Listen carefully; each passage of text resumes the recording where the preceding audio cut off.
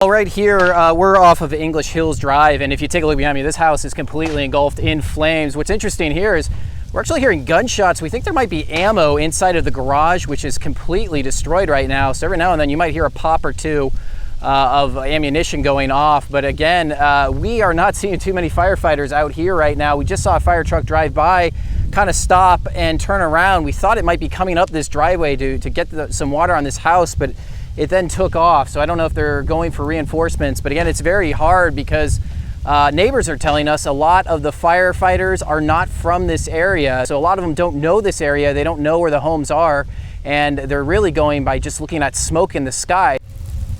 It was a wall of fire. Neighbors in rural northern Vacaville say they woke up to a fire they did not expect. I knew there was fires in the area a couple days ago, noticed, but I didn't know how far away they were. Okay, I knew Lake Berryessa, thought we had time.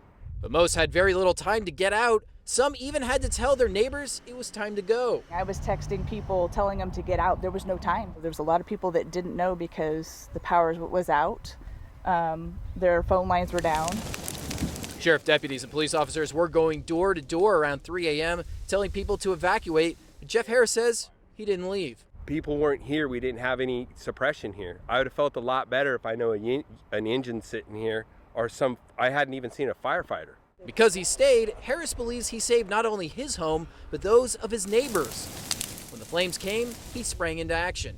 I had gotten on my tractor and redid the fire break. We still had no fire department apparatus on scene anywhere. When the spot fire started, Harris says several of his neighbors who also stayed helped. He grabbed every fire extinguisher he had and started putting it out on this ridgeline. We put that out and it ran to the creek bed.